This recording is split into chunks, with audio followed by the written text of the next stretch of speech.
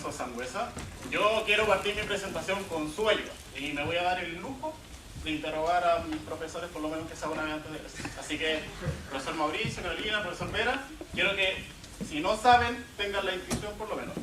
¿Dónde creen que están estos templos? ¿Se la juegan? ¿Profesora Salinas? En África. Ya. Efectivamente estaban en África, estaban más o menos cerca, estaban precisamente en Egipto. Ahora, ¿por qué digo estaban? Estos edificios, estos templos fueron sacados de Egipto después de 1950 porque el gobierno egipcio se encontraba frente a una crisis energética y alimentaria. ¿Qué decidieron hacer? Vamos a construir una represa. El problema es que como toda represa tiene una zona de inundación. Lo que pasaba es que estos templos, otros artefactos, algunas construcciones, monumentos y también el lugar donde vivían un pueblo originario de la zona, que es el pueblo nubio, y estaban en la zona de inundación. ¿Qué pasó aquí? La comunidad internacional, organismos internacionales en distintos países alzaron la voz y dijeron, esto no puede ocurrir, no se puede inundar esta zona porque todo lo que estaba asentado en ese lugar representa parte de la historia de la humanidad. Y esa historia nos pertenece a todos. ¿Qué ocurrió? El gobierno egipcio tomó las siguientes medidas. Dejó que arqueólogos tomaran algunos artefactos y los buscaran y les decía, te puedes llevar la mitad de lo que encuentres. Otros países dieron donaciones para que el gobierno egipcio pudiera realizar más excavaciones en el corto periodo de tiempo que tenían, y además se compensó a las civilizaciones originarias que estaban en la zona para que se trasladaran a otro lugar. Con eso estaban resguardando el patrimonio que ahí se encontraba. Y como regalo a España, Estados Unidos y Holanda, les dejó que se llevaran estos templos a sus países y hoy día están puestos en algunos museos importantes. Aquí falta un templo, pero fueron 4 en total. ¿Por qué quiero hablar de esto? Hoy día les vengo a hablar del patrimonio cultural y más específicamente de la identidad cultural y de la identidad cultural basada en lugares. Identidad cultural es un sentido de pertenencia y de pertenencia a un determinado grupo. Es un criterio además para diferenciarse de la colectividad toda y está basada por un conjunto de valores, tradiciones, símbolos, creencias y que en definitiva permiten fundamentar que yo me pueda sentir parte de un colectivo. En específico, la identidad basada en lugares se refiere a un cúmulo de ideas respecto del lugar e identidad, basados en urbano, psicología del medio ambiente, ecocriticismo y sociología urbana. ¿Qué es lo que ocurre aquí? Que aquí, con la identidad basada en lugares, se interceptan eventos históricos, ideas que tenemos sobre el género, sobre la clase, sobre la sexualidad, sobre la etnia y, en general, cualquier rasgo distintivo que nos permite diferenciarnos, como decíamos, de la colectividad. Si aún no entienden a dónde voy, quiero contarles un par de ejemplos rápidamente. ¿Qué vemos acá? Una imagen que nos representa algo infame de la historia, horrible. Construida en el medio de la ciudad de Berlín, el muro de Berlín separó a esta ciudad, a las familias, solamente por ideas contradictorias en relación a la ideología. ¿Y qué es lo que ocurrió? Estuvimos al borde de una tercera guerra solamente por eso. ¿Qué pasa? Han pasado las décadas y desde 1989 que se derrumbó una primera parte del muro, uno pensará que los alemanes quieren que esta cuestión se caiga entera, pero eso no ocurre. Hoy día, por ejemplo, en esta zona, es la zona ya más larga que queda del muro, son cerca de 13 kilómetros.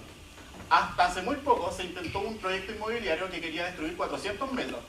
Ustedes pensarán, los alemanes, dale, destruye esa porquería, o sea, nos recuerda lo peor de nuestra historia. Pero no es así. Hubo protestas para que no se destruyera ni un metro de este muro.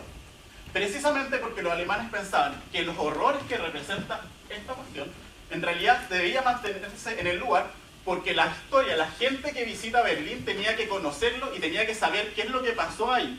Porque solamente conociendo la historia de Alemania ellos podían aprender y no se iban a repetir las mismas situaciones en otros lugares. ¿Qué pasa acá? No sé si están de acuerdo conmigo, pero ya después de ver unos templos y después de ver el muro de Berlín, esta edificación no tiene nada en particular y sobre todo porque hay un tipo bailando sin polera. Esto es la fábrica y que después se convirtió en el Studio One en Los Ángeles. ¿Por qué es importante este lugar?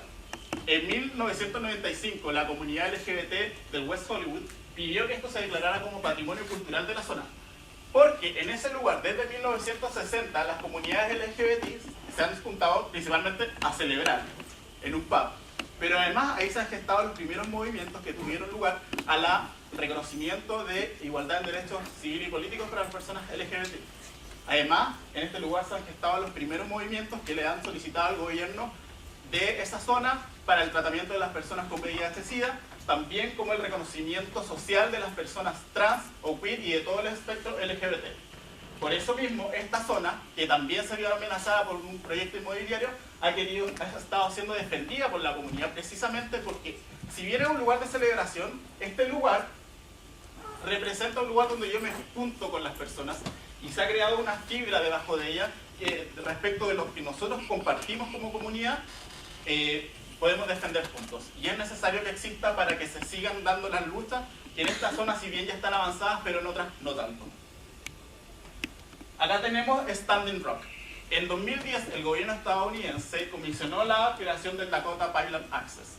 Esta era una tubería que conectaba a Canadá con el estado de Texas. ¿Cuál es el problema con esto? Pasaba por una zona que se llama Standing Rock. Es un lugar reconocido por las leyes estadounidenses como una reserva de comunidades nativoamericanas. ¿Qué es lo que ocurre? La tubería obviamente iba a destruir la tierra, pero uno piensa, pero es que es tierra, o sea, yo te creo que una montaña donde los indígenas decían que habían espíritus es patrimonio, o un cementerio donde están los ancestros es patrimonio. Pero los arqueólogos también te dicen que el lugar donde yo planto cosechas y donde sobrevivieron gracias a esas cosechas sus ancestros, o el lugar donde los ancestros empezaron a darle nombre a las primeras cosas, también es patrimonio y también es identidad cultural. Porque con eso la gente que todavía desciende de ellos tiene un lugar de pertenencia en lo relativo a tener un hogar. De ahí es donde yo vengo. Finalmente, Hasankeyf. Hasankeyf está ubicado en Turquía. Al igual que lo que ocurrió con el primer ejemplo que les presenté en Egipto, este lugar se vio amenazado por la construcción de una represa. La zona de inundación iba a destruir esta ciudad. Inmediatamente gobiernos, principalmente con comunidades y sociedades musulmanas, alzaron la voz para que esto no se construyera.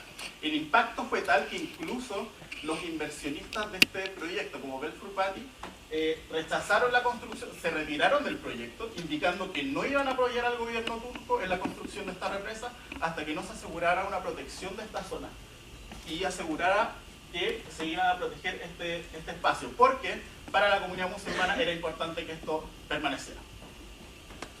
Finalmente, ¿a dónde quise ir con esto?